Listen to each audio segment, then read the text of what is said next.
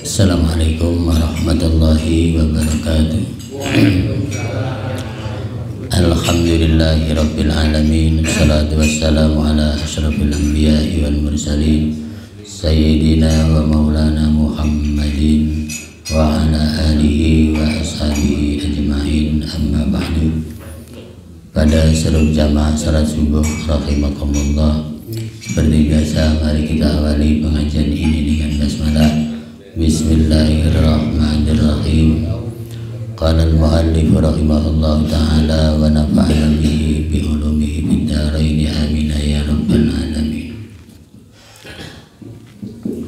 Fa akhraja iblisu mizmaran wa zamara tazmiran matriyan. Falamma sami'a Adam wa Hawwa'u al-mizmara ja'a liyasma'a dzalika. Falamma wasala ila syajaratil khintati qala iblisu taqaddam ilayya ila hadhihi syajarati. Kemudian iblis pun mengeluarkan serulingnya sambil bersenandung. Ketika Nabi Adam dan Hawa mendengar suara seruling iblis, ja'a liyasma'a dzalika, maka keduanya mendatangi iblis yang bersuara seruling itu untuk mendengarkan suara itu. Falamma wasala ila syajaratil khintah, tatkala keduanya sampai ke pohon khintah yang kemarin itu, qala iblis bilang taqaddam ila hadhihi syajarah, mendekatlah kepada pohon ini. Ya Adamu, hai Adam, inni mamnu'un. Ya, inni mamnu'un, saya dilarang mendekat dengan pohon ini. Ya, jadi ketika jadi iblis naik ke pohon khintah kemarin yang dilarang, dia nyanyi dengan seruling. Begitu Adam dan Hawa dengar, ingin mendatangi sambil mendengarkan nyanyian itu. Begitu dekat dengan pohon itu, iblis bilang, ayo mendekat Adam ke pohon ini. Adam menjawab, saya kan gak boleh dengan dekat pohon ini. Lalu iblis mengatakan, fa manahakuma rabbukuma an hadhihi syajarah illa an takuna malakaini aw takuna minal khalidin. Kata iblis, apa yang Allah larang kepada kalian Adam dan Hawa mendekati pohon ini, itu kan agar kamu tidak tergolong dua malaikat, ya, atau tergolong orang yang kekal. Ya, kata iblis, ya. Kenapa kata iblis? Fa inna man akala min hadhihi syajarati la yasibu wa la yahram. Karena yang memakan buah dari pohon ini, dia tidak akan cepat tua, ya, artinya awet muda, dan tidak akan mengalami pikun. Ya, tsumma aqsama billahi annaha la tadurruhuma.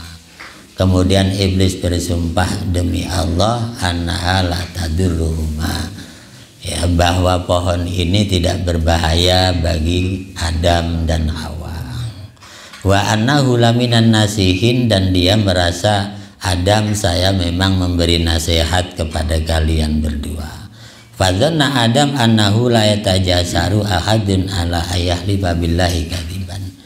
Dan kemudian Adam mengira bahwa sumpah iblis demi Allah itu dianggap benar, tidak akan bohong. Wa dzanna annahu minan nasihin, dan Adam mengira bahwa iblis orang yang ahli nasihat.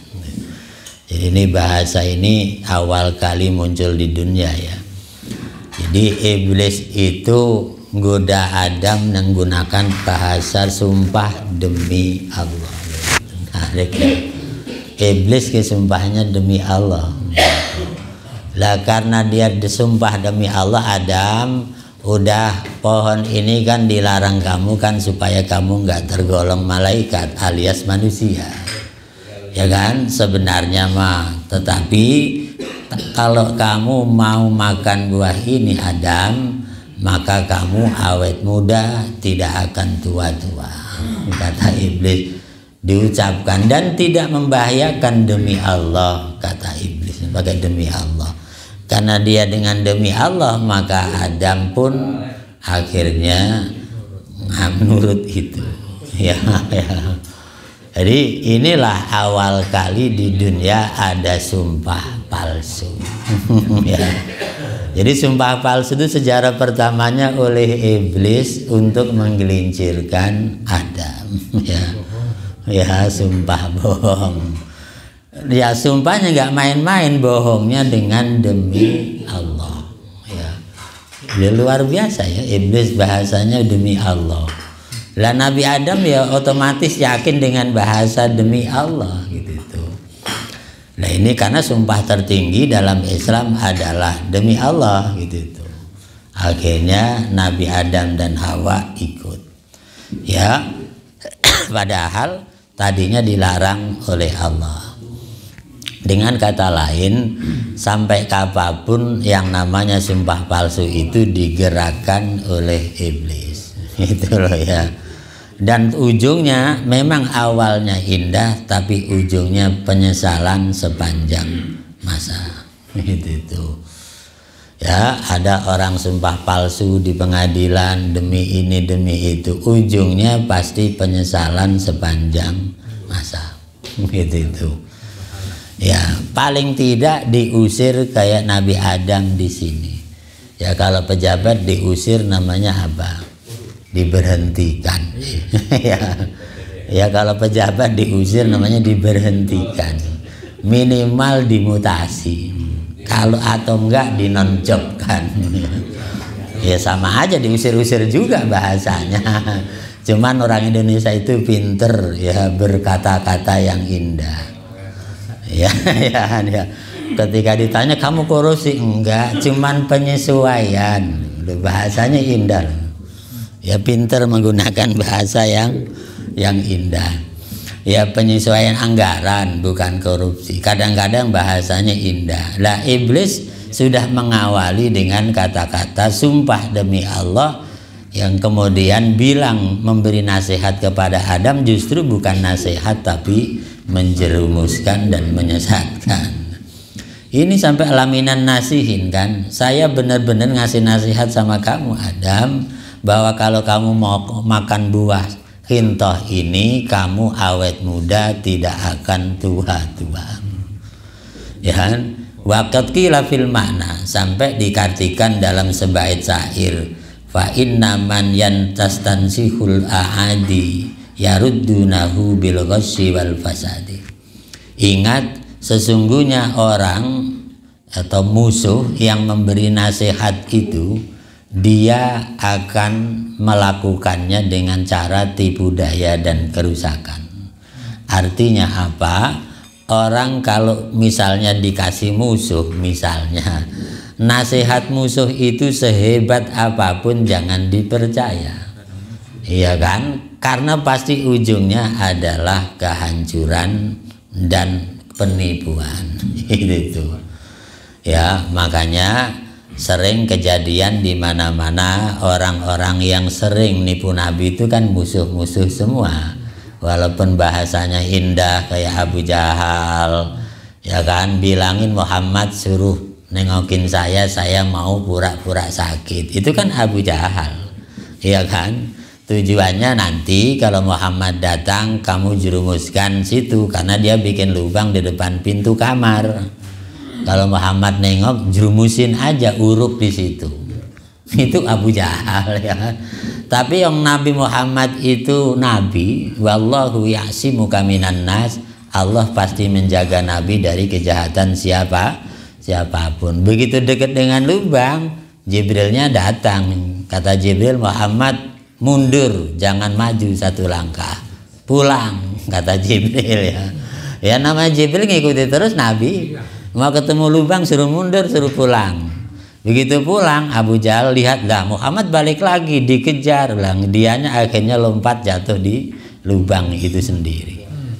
Itu tipu daya zaman Nabi, ya kan? Karena musuh sehebat apapun lincahnya ucapannya, tetap ujungnya menipu dan menyesatkan. Itu. Nah sekarang sampai sekarang kita punya musuh nggak Pak Haji? Punya musuh Belanda.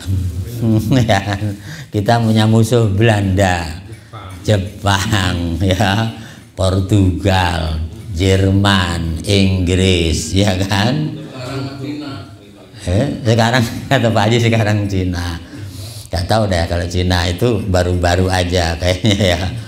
Kira-kira mereka yang pernah jadi musuh baik nggak sama kita? Nggak bakalan. Ya kan, sampai kata Pak Ridwan Kamil dulu ketika dia belajar di sana, nggak mungkin orang mau alih teknologi dari negara maju ke negara kita yang belum maju. Kalau dia kasih tahu pasti bohong-bohongan, kata Pak Ridwan Kamil. Maka kalau bisa kita kayak Pak Hatta, Pak Hatta ya. Pak Hatta itu zaman penjajahan oleh Soekarno disuruh kuliah ke Belanda. Tujuannya ya tadi ngintip rahasia Belanda. Bukan mau belajar beneran, ngintip rahasia Belanda. Ya kan? Jadi sembunyi-sembunyi, karena kalau dia minta alih teknologi ya nggak mungkin dikasih. Ya kan, nggak mungkin dikasih kecuali Korea. Kalau Korea kan bukan jual mobil, jual teknologi mobil. Kalau Jepang jual mobilnya, nggak mau jual ilmu teknologinya. Tapi kalau Korea mau dia jual mobil Korea sekaligus ilmu teknologi Korea. Makanya Jepang kedodoran ngadepin Korea karena ilmunya dijual, bukan produknya. Lah itu ada ya, makanya benar di sini jangan terlalu percaya kepada orang yang suka memusuhi kita berlebihan. Pasti akan ditipu dan dijerumuskan. Itu. Loh ini nyatanya begini kan? Ya itu diawali oleh iblis. Famin hirsi Hawa alal khuludi fil jannah. Ya tadi kan kata iblis, Adam, Hawa, kalau kamu mau makan buah ini, kamu dijamin kekal di dalam surga. Saking semangatnya Siti Hawa pengen kekal di surga, akhirnya buru-buru Hawa ngambil buah itu tadi, buah hintoh, kemudian dimakan. Hawa akalat.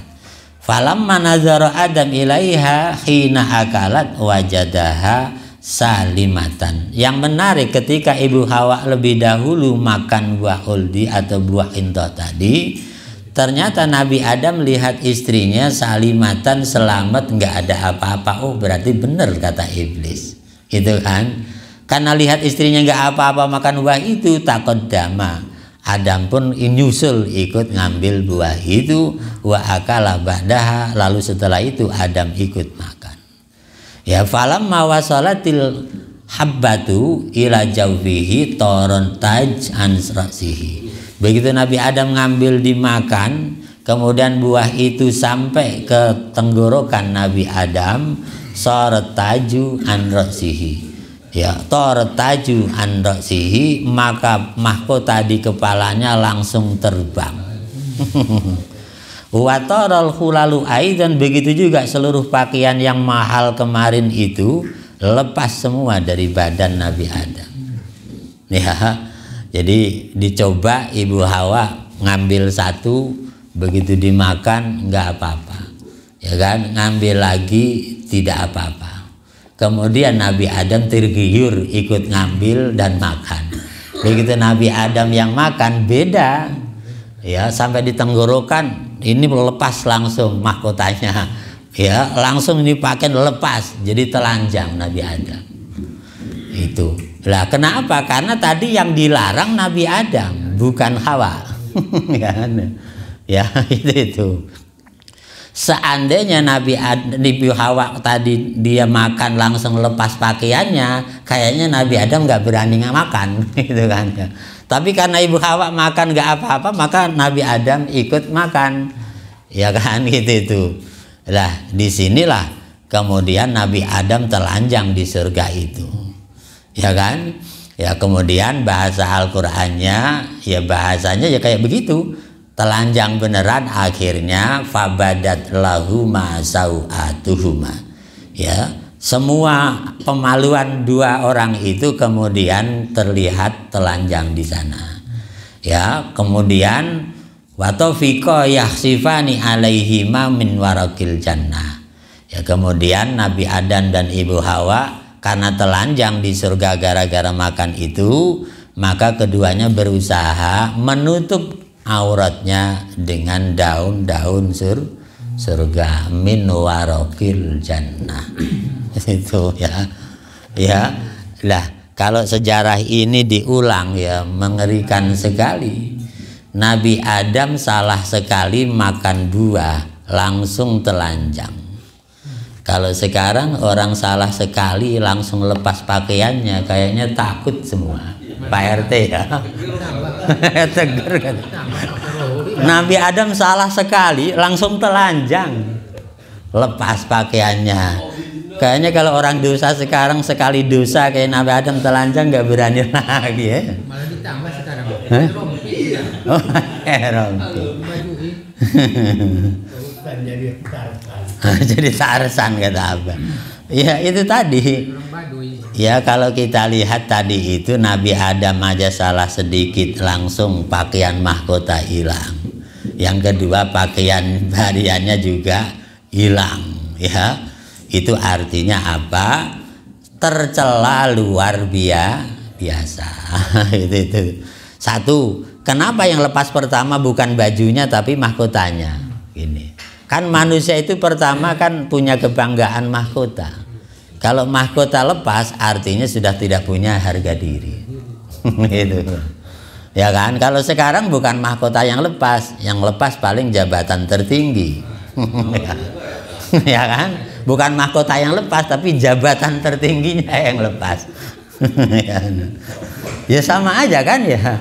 Ya sama, Mbak. Itu mau bahasa singgungan aja. Ya sebenarnya yang dibanggakan hilang.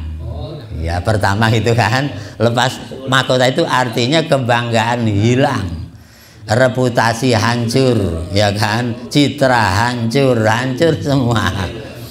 Orang kalau citranya hancur kan udah bingung ya Pak Haji ya, bingung. Apalagi ditambah tutup auratnya hilang, ya. Kalau tutup auratnya hilang itu artinya dipretelin. Apa dipretelin? Sekarang dipretelin artinya dimiskinkan kata undang-undang KPK. Itu dipretelin ya. Ya. Cuman yang aneh sekarang ketua KPK baru yang sudah lulus fit and proper testnya punya jurus baru, rupanya disetujui sama DPR. Jangan-jangan DPR-nya mau mengarah ke sana. Sekarang undang-undang yang barunya diterima kemarin itu kabarnya kita lihat berita itu, kalau orang korupsi 1 miliar bisa mengembalikan 3 kali lipat dari 1 miliar maka tidak masuk penjara. Itu yang terbaru kemarin protes di DPR. Jadi kalau dia korupsi 3M bisa mengembalikan 3M nggak masuk penjara. Ya kalau bisa mengembalikan 3 kali lipat. Minimal 2 kali lipat lah, ini yang lebih enteng lagi.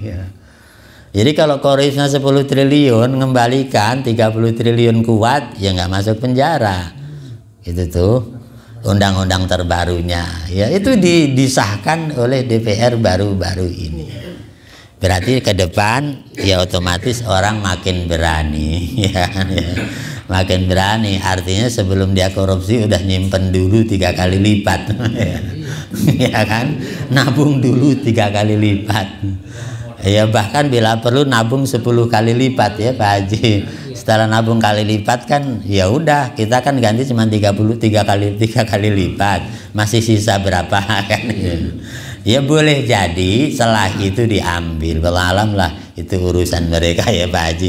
Ini cuma cerita Nabi Adam, dihilangkan harga dirinya, dihilangkan semua yang menutupi rahasianya, alias ditelanjangi lahir batin. Kalau hilang harga diri kan batinnya yang kemakan, ya kan. Kalau auratnya kebuka, fisiknya yang kemakan. Ya sebenarnya sakit hati sama sakit fisik sama aja sih Pak Haji ya. Ya Kalau sakit hati lama-lama jantungan, mati juga kan. Ya, kalau sakit fisik rapuh badannya, ambruk juga gitu kan ya. Ya sama aja lah, itu contoh Nabi Adam melanggar peraturan Allah di surga. Ya, kalau sekarang kan peraturan dunia. Ya gitu.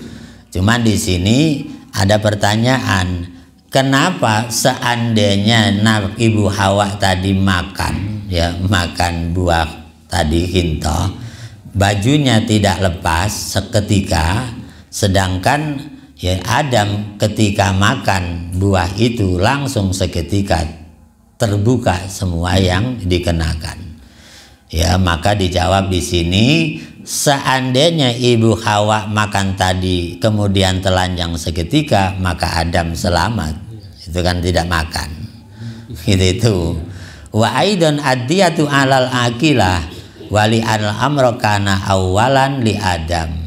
Ya, begitu juga bagi orang yang berpikir memang perintah itu awalnya untuk Nabi Adam. Wa qala ba'dul ulama inna Adam akala wa huwa nasin. Tetapi sebagian ulama mengatakan Nabi Adam makan juga bukan karena terbawa si istrinya, tapi karena lupa, seperti di Al-Qur'an walaqad ahidna ila adama min qablu fanasiya. Nah, dari sini proses awal Nabi Adam mau turun ke bumi. Itu. Sampai disebut di syair sini, laqad nasitu kawan nisyanu mutafarun wa inna awwala nasin awwalun nas. Itu. Jadi di sini disebutkan bahwa Nabi Adam lah manusia pertama punya sifat lupa, sehingga anak cucunya tetap punya sifat lupa sampai kiamat. Ya itu. Falamma akala Adam minas sajarati auhallahu ila Jibril bi an yakbidu ala nasiyati Adam wa Hawa wa yukhrijahuma minal jannati fa akhrajahuma Jibril minal jannah wa nudiya alaihima bil maksiyah.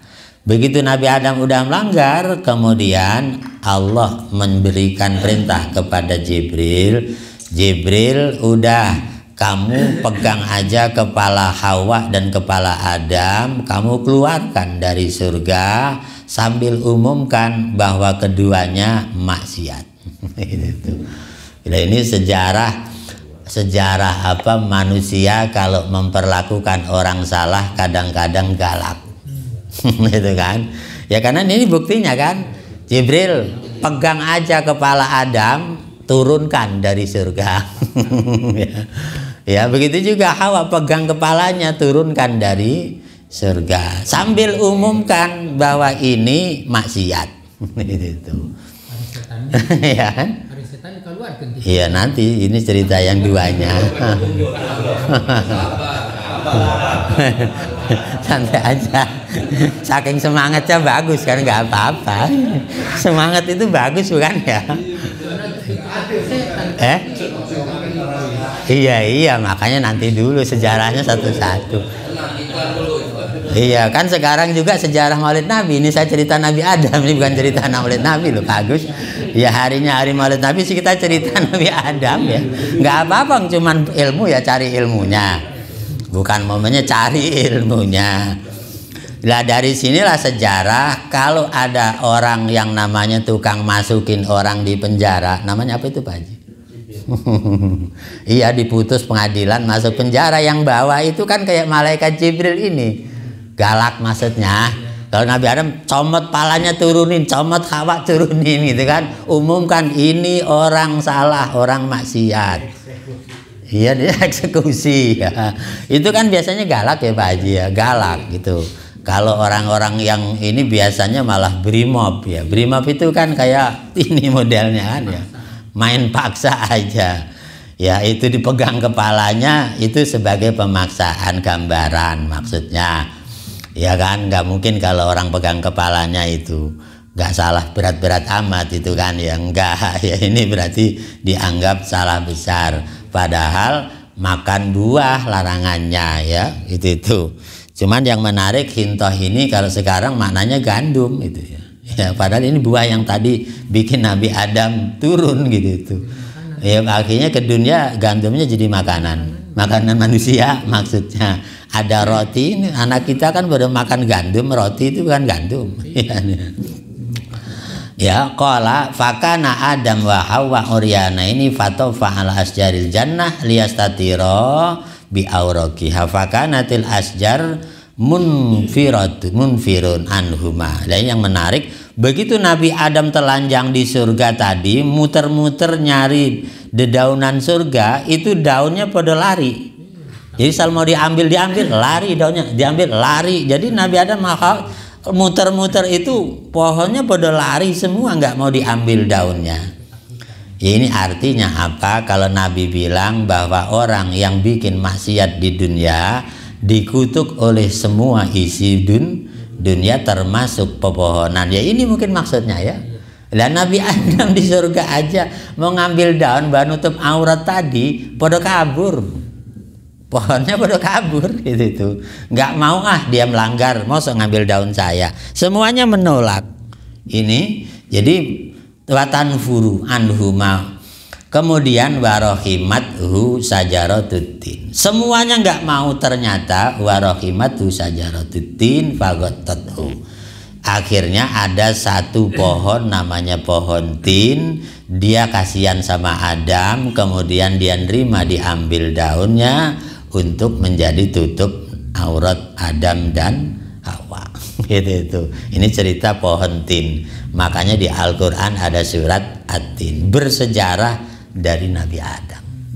Dan bawa pohon tin lah pohon pertama yang nolong Nabi Adam, daunnya dipakai nutup aurat Nabi Adam ketika terbuka auratnya di surga. Itu pohon tin. Pernah pohon tin kan ya?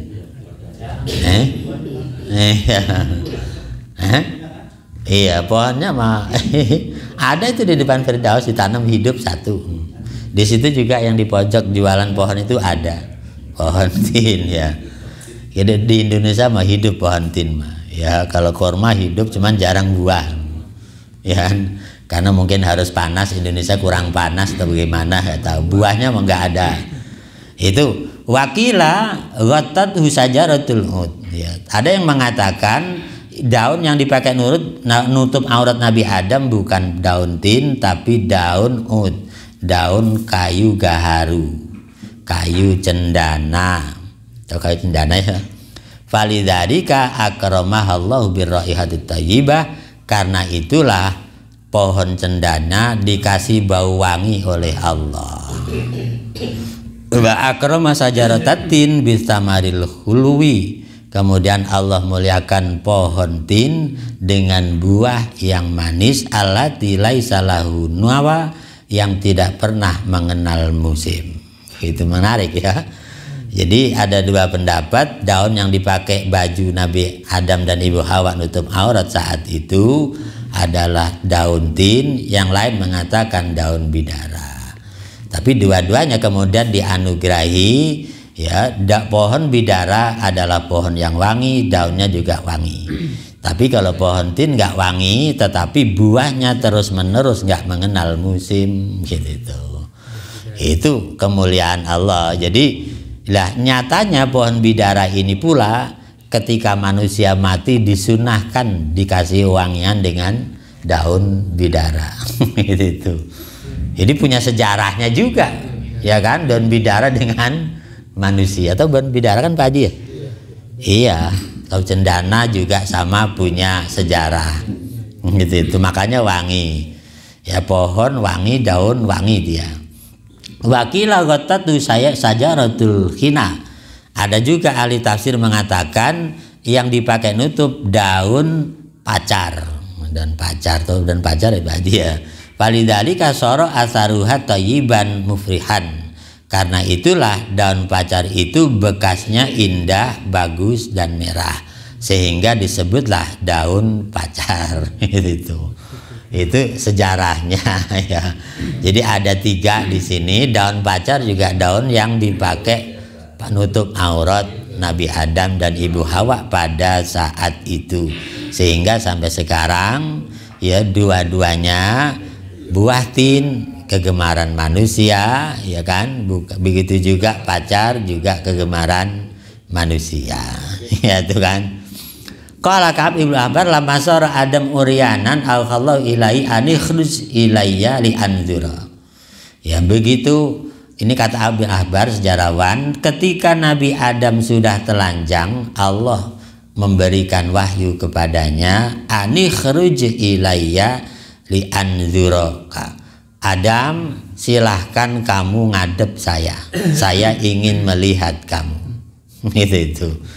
Jadi udah telanjang disuruh ngadep yang maha kuasa lah. Ibarat orang telanjang suruh ngadep Pak Lurah. Ya, ibarat orang telanjang suruh ngadep presiden. Apa kata ajudan? Bisa dicincang sama ajudan. Lah Nabi Adam begitu salah telanjang, Allah bilang, Adam, saya pengen lihat kamu, ya kan, ya. Coba kamu ngelihat saya. Ya. Kemudian Nabi Adam menjawab, ya Rob, la astati'u dzalika min hayai. Gak mungkin saya bisa melihatmu karena saya malu. Ya, karena saya sangat malu, saya gak mungkin bisa melihatmu. Itu, ya itu. Kenapa orang yang berbuat dosa, berbuat salah, jangan harap bisa dekat dengan Allah, gitu maksudnya. Ya, tapi kalau sudah taubat baru bisa dekat dengan Allah. Walihadza bi fardhi khati'atin wa fi fardhi dambin minal jannati ukhrijatil baraya. Sampai penyair menyebutkan gara-gara kesalahan satu, dosa satu, manusia diusir dari surga. Fa kaifa anta tatma'u fi dukhulin ilaiha bil ulufi minal khataya. Maka bagaimana mungkin kamu mengharap bisa masuk surga dengan membawa beribu-ribu dosa? Nabi Adam bawa satu dosa aja mau ngadep Allah ketakutan, malu.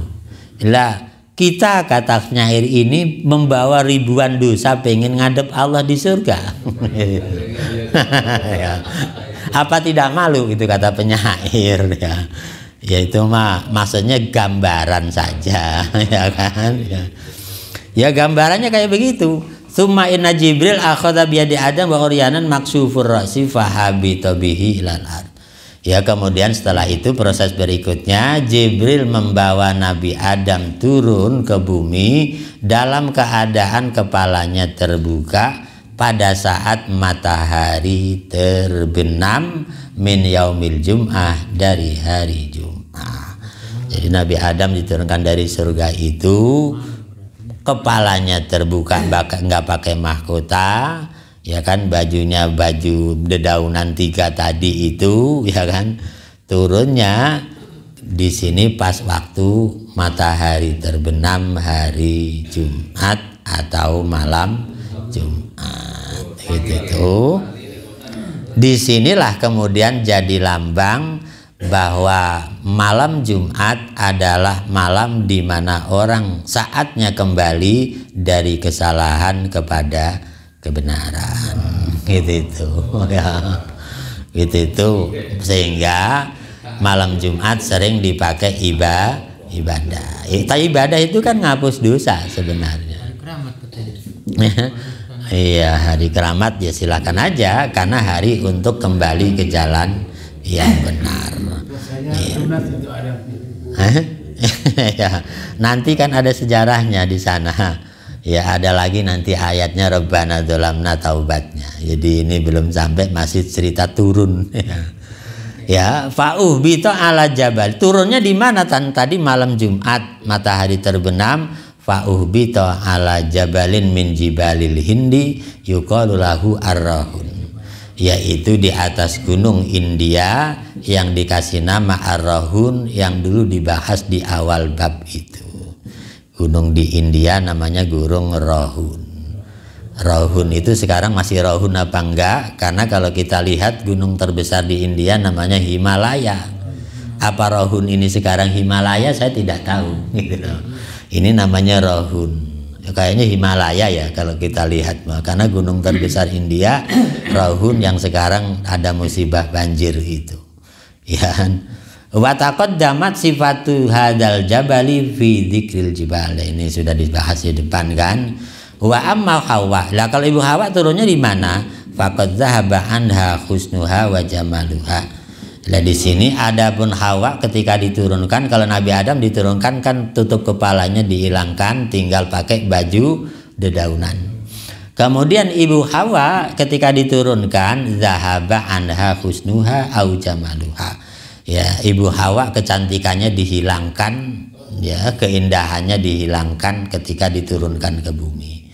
Kemudian waktu lihat bil haidi, lalu ibu Hawa dikasih ujian dengan haid. Ketika di surga enggak haid, diturunkan ke bumi jadi haid.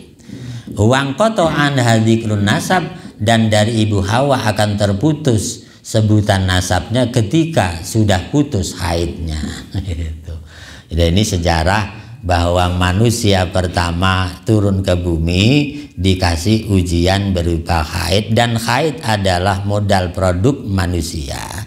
Ketika haidnya habis, maka produk manusianya selesai, yang disebut menopause, tidak hamil lagi. Itu sejarah awal manusia menopause. Artinya apakah manusia mesti harus haid baru punya anak, atau tanpa haid bisa punya anak?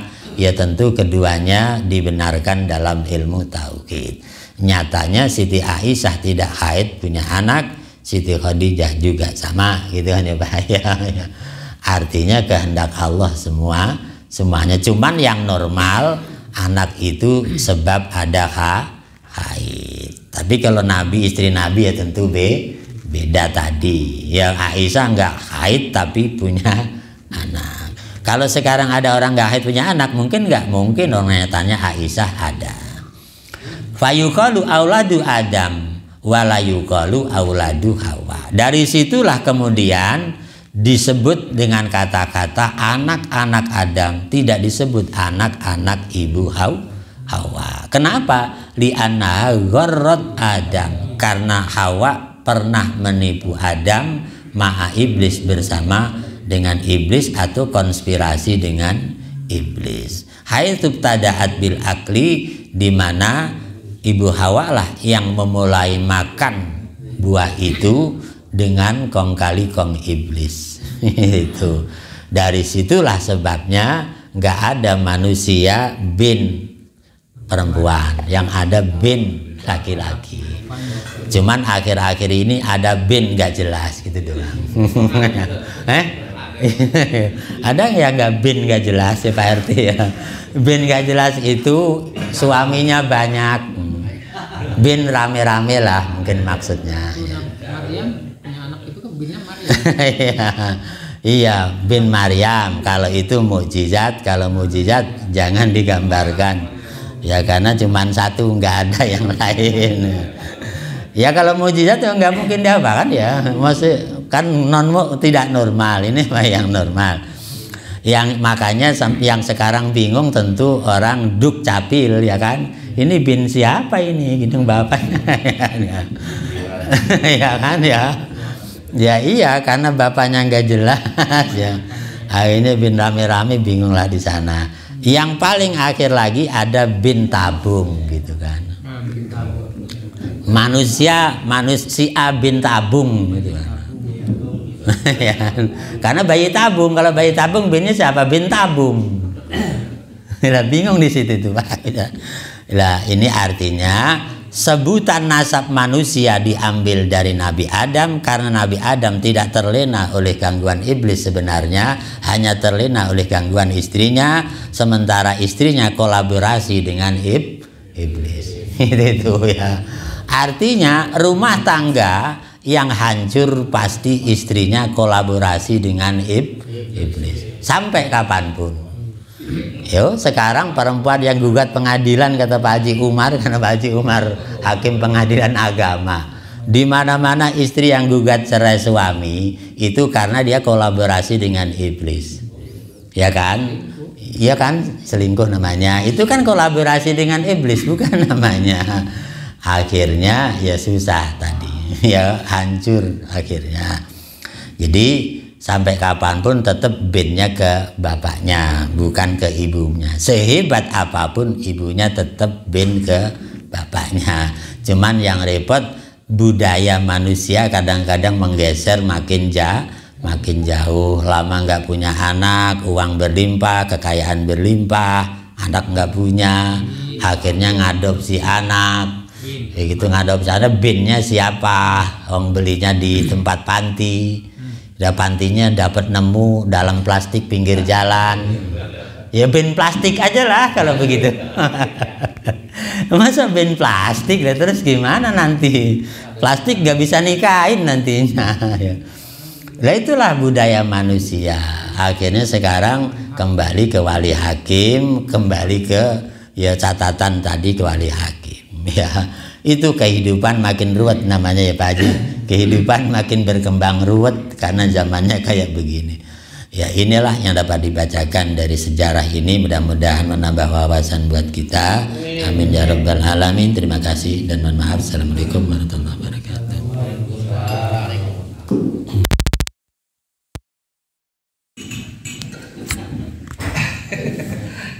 Ngobrolin apa?